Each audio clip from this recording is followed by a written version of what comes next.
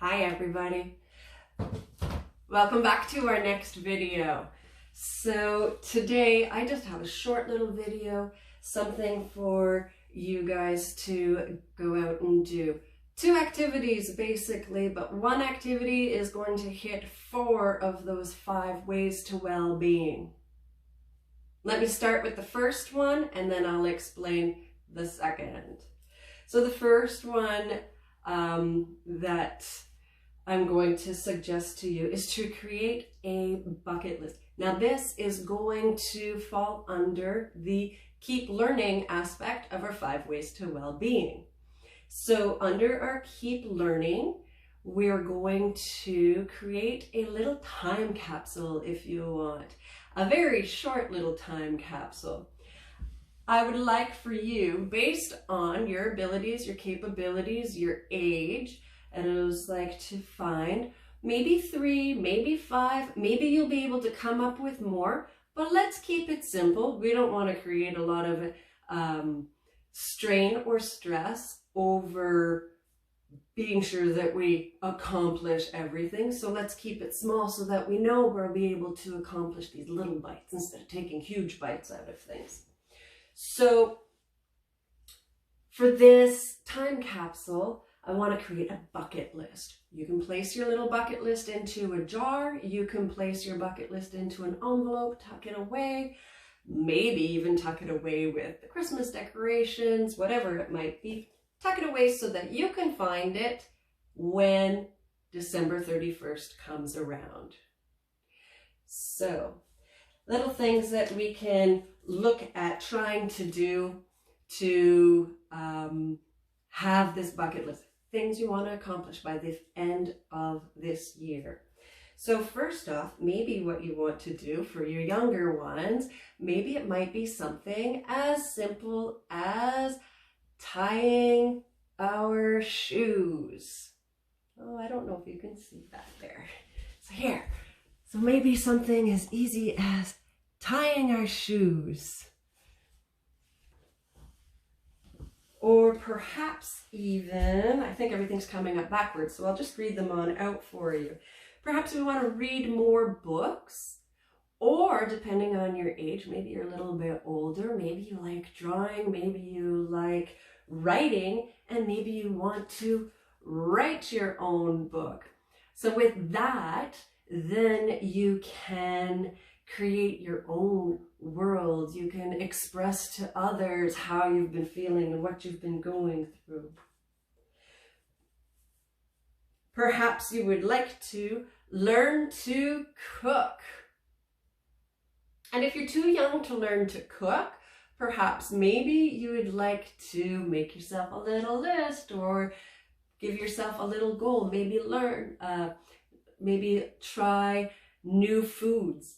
And it was like 3, 5 new foods, maybe 1 a month until the end of the year.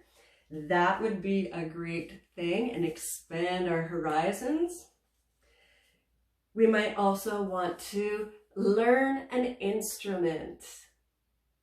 It doesn't need to be anything very complicated. Maybe you just want to learn how to tap out a drumming pattern. Maybe you are interested in playing piano or the ukulele or guitar. Maybe you want to learn how to sing. And one of the best ways you can learn how to sing is just by singing. Another one may be to learn a new language. So if you're like me, maybe your first language is English and you want to be learning to speak French with your friends. Maybe you're French and you want to be learning to speak English better with your friends. There's many ways that you could go about this. Sometimes it's just hanging out with your friends and playing games like I say a word in English, you say a word in French, the same word in French, and it's like so that we can both pick up and learn on those words. If you are fluently bilingual, maybe you want to learn another language. Maybe you want to learn sign language. I don't think I actually said anything there. Maybe you want to learn Spanish, maybe Italian. So find those things that interest you, that make you want to explore new things. And that will be your keep learning for this video. So like I said, with the other 5 aspects, I have one task for everybody to try taking on. So you can do this in any way that feels good and right for you, whatever works. It's not just for the one day. You can continue this on through the rest of the week. You can also continue it on beyond the week of mental health. So this next one is a scavenger hunt. Now, I'm not going to provide you with a list of things to go on out and search for, but what I will suggest are little inspirations, if we can call it that. So for take notice, get out into your neighborhood and find beauty all around you. If you don't have a camera, maybe you want to draw pictures. Maybe you just want to write down in your journal the things that you see around you. Be descriptive. Be curious. Maybe you want to start turning over some rocks and seeing what's under there. So for take notice, get out into that scavenger hunt and take notice of the beauty that surrounds you. Be curious. Because you're going to be getting on out there, I want you to get outside.